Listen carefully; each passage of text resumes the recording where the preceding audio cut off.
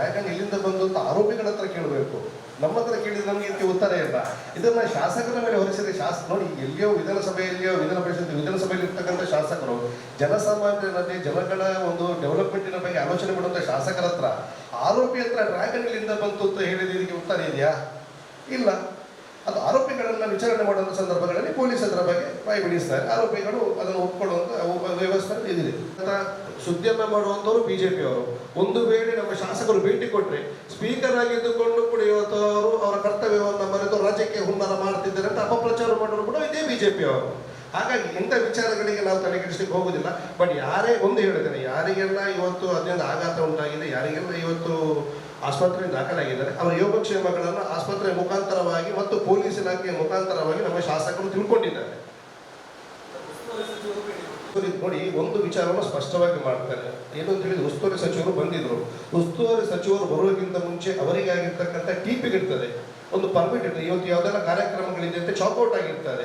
ಆ ಸಂದರ್ಭಗಳಲ್ಲಿ ಏನಾಯಿತು, ಅನಿವಾರ್ಯ ಸಂದರ್ಭ ಬಂದಂಥ ಸಂದರ್ಭಗಳಲ್ಲಿ ಅವರಿಗೆ ಇಲ್ಲಿ ಬರ್ಲಿಕ್ಕೆ ಆಗಲಿಲ್ಲ. ಆದರೂ ಕೂಡ ಆ ವಿಚಾರವಾಗಿ ಎರಡೂ ಬ್ಲಾಕ್ನ ಕಾಂಗ್ರೆಸ್ ಅಧ್ಯಕ್ಷರುಗಳನ್ನು ಕರೆದು ಏನಾಗಿದೆ ಅಂತ ಹೇಳಿ ಮತ್ತೆ ಡಾಕ್ಟರ್ಗಳ ಹತ್ರ ದೂರವಾಣಿ ಮುಖಾಂತರವಾಗಿ ಯೋಗಕ್ಷೇಮವನ್ನು ವಿಚಾರಿಸಿದ್ದಾರೆ. ಇದು ಬಹಳಷ್ಟು ಸ್ಪಷ್ಟವಾಗಿರ್ತಕ್ಕಂಥ ವಿಚಾರ. ಹಾಗೂ ಪೊಲೀಸ್ ಇಲಾಖೆಯ ಜೊತೆ ಕೂಡ ಮಾತುಕತೆಯನ್ನು ಜಿಲ್ಲಾ ಉಸ್ತುವಾರಿ ಸಚಿವರು ಮಾಡಿದ್ದಾರೆ. ಜಂಟಿಯಾಗಿ ಯುಟಿ ಖಾದರನ್ನು ಸೋಲಿಸಬೇಕು ಅಂತ ಇಲ್ಲಿ ಕಾರ್ಯವೈಖರಿ ನಡೆಸಿದೆ. ಅದೆಲ್ಲ ಸಾರ್ವಜನಿಕ ಗೊತ್ತಿರ್ತಕ್ಕಂಥ ವಿಚಾರ ಅಲ್ವಾ? ಕಳೆದ ಬಾರಿ ಯಾವುದೆಲ್ಲ ರಾಜಕೀಯ ಪಕ್ಷಗಳು ಒಟ್ಟಾಗಿ ಕೆಲಸ ಮಾಡಿದ್ದ, ಇವತ್ತು ಅವರ ಒಳಗೆ ಜಗಳ ಆಗಿದೆ, ಆಗಿರುವಂಥದ್ದಷ್ಟೇ. ಹಾಗಾಗಿ ಇದು ಒಂದು ಮನೆಯಲ್ಲಿ ಆಗಿರ್ತಕ್ಕಂಥ ವಿಷಯ. ಯಾಕೆಂತ ಹೇಳಿದ್ರೆ, ಕಳೆದ ಬಾರಿ ಜಂಟಿಯಾಗಿ ಅಣ್ಣ ತಮ್ಮಂದಿರಂತೆ ಇದ್ದುಕೊಂಡು ಯುಟಿ ಖಾದರ್ ಸೋಲಿಗೆ ನೆರವಾದಂಥ ಎರಡು ಸಂಘಟನೆಗಳ ಮಧ್ಯೆ ಇವತ್ತು ಈ ಗಲಭೆ ನಡೆದಿರ್ತಕ್ಕಂಥದ್ದು.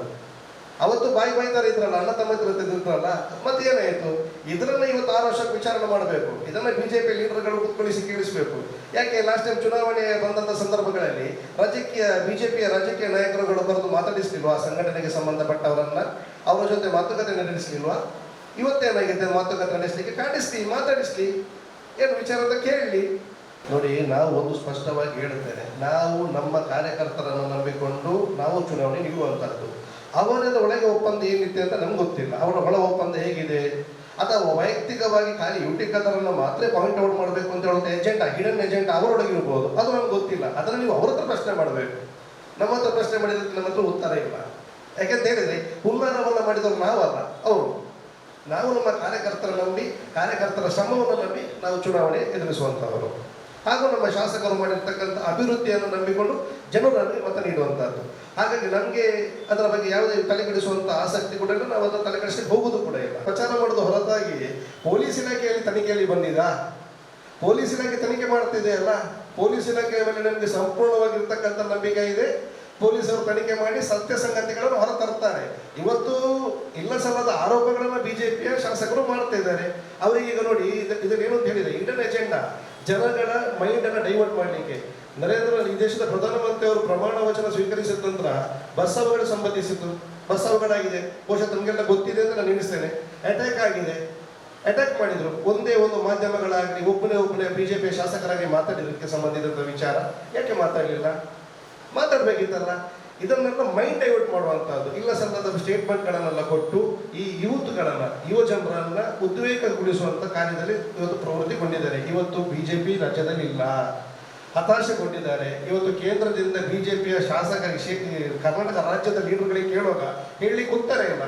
ಇವತ್ತು ಬಹಳ ಕಾಂಗ್ರೆಸ್ ಸರ್ಕಾರ ಶಾಂತಿಯುತವಾಗಿ ಸಹೋದರತೆಯಿಂದ ನಾವೆಲ್ಲ ಒಟ್ಟಿಗೆ ಮುಂದೆ ಹೋಗುವಂಥ ಕೆಲಸದಲ್ಲಿ ನಿರತರಾಗಿದ್ದಾಗ ಹೇಗಾದ್ರೂ ಒಂದು ಕೋಮುಗಲಭೆನ ಸೃಷ್ಟಿ ಮಾಡಬೇಕಲ್ಲ. ಅದಕ್ಕೆ ಈ ಆರೋಪಗಳನ್ನು ಬಿಜೆಪಿಯವರು ಮಾಡ್ತಿದ್ದಾರೆ ಅಷ್ಟೇ, ಬೇರೆ ಇನ್ನೇನಿಲ್ಲ. ಅದಲ್ಲದೆ ಮತ್ತೊಂದು ವಿಚಾರ ಬಹಳಷ್ಟು ಸ್ಪಷ್ಟವಾಗಿ ನಾನು ಹೇಳುತ್ತೇನೆ. ಮೊನ್ನೆ ಆದಂಥ ಒಂದು ಗಲಭೆ ಹಿನ್ನೆಲೆಯಲ್ಲಿ ಈ ಒಂದು ಯಾವುದೋ ಒಂದು ಸೆಲೆಬ್ರೇಷನ್ ಅನ್ನು ಮಾಡಿದ್ರಲ್ಲ, ರ್ಯಾಲಿಗಳನ್ನು ಮಾಡಿದ್ರಲ್ಲ, ಇದಕ್ಕೆ ಅಧಿಕೃತವಾಗಿರ್ತಕ್ಕಂಥ ರೈಟಿಂಗ್ ಅಲ್ಲಿ ಪರ್ಮಿಷನ್ ಅನ್ನು ಕೇಳಿದ್ದೀರಾ ಅಂತ ನೀವು ಪತ್ರಿಕಾ ಮಿತ್ರರು ದಯವಿಟ್ಟು ಇವತ್ತು ನೀವು ಅದನ್ನ ಪತ್ರಿಕೆ ಮುಖಾಂತರ ಕೇಳಬೇಕು, ಪ್ರಶ್ನೆಯನ್ನು ಕೇಳಬೇಕು.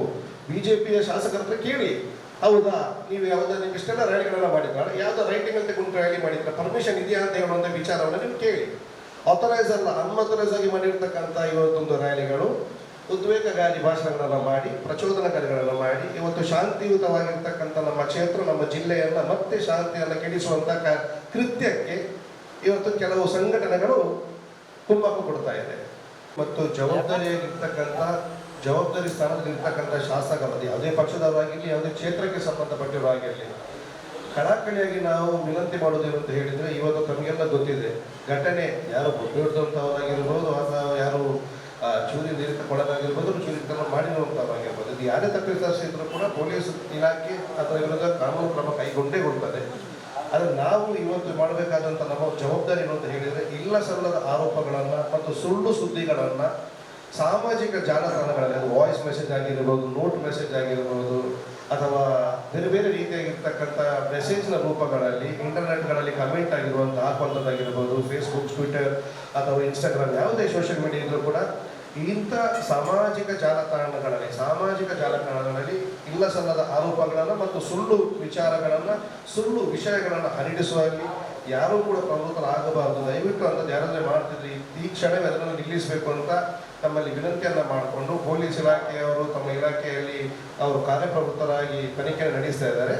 ಆ ತನಿಖೆ ನಡೆಸಿ ಬಂದಂಥ ಸತ್ಯಾಂಶಗಳು ಯಾವುದಿದೆ ಅದನ್ನು ನಾವು ಕಾದು ನೋಡುವಂತ ಹೇಳ್ತಾ, ದಯವಿಟ್ಟು ಜವಾಬ್ದಾರಿ ಸ್ಥಾನದಲ್ಲಿರುವಂಥ ಶಾಸಕರು ಮತ್ತು ಶಾಸಕರ ಹಿಂಬಾಲಕರಾಗಿರ್ಬೋದು, ಪಕ್ಷದ ಕಾರ್ಯಕರ್ತರು, ಯಾವುದೇ ಪಕ್ಷಕ್ಕೆ ಸಂಬಂಧಪಟ್ಟವರಾಗಿರ್ಬೋದು, ಕಮೆಂಟನ್ನು ಹಾಕುವಂಥದ್ದು, ತಾವು ಹಾಕಿರುವಂಥ ಒಂದು ಸ್ಟೇಟಸ್ಗೆ ಅಥವಾ ತಾವು ಹಾಕಿರುವಂಥ ಒಂದು ಪೋಸ್ಟಿಗೆ ಮತ್ತೊಂದು ಪಕ್ಷದವರು ಕಮೆಂಟ್ ಹಾಕಿ ಸಮಾಜದ ಶಾಂತಿಯನ್ನು ಯಾರೂ ಕೂಡ ಕೆಡಿಸಬಾರದು ಅಂತ ತಮ್ಮ ಮುಖಾಂತರವಾಗಿ ಸಮಾಜದ ಪ್ರತಿಯೊಬ್ಬ ನಾಗರಿಕರಲ್ಲಿ ತಮ್ಮ ಮುಖಾಂತರವಾಗಿ ವಿನಮ್ರವಾಗಿ ವಿನಂತಿಯನ್ನು ಮಾಡಿಕೊಡ್ತಾ ಇದ್ದೇವೆ.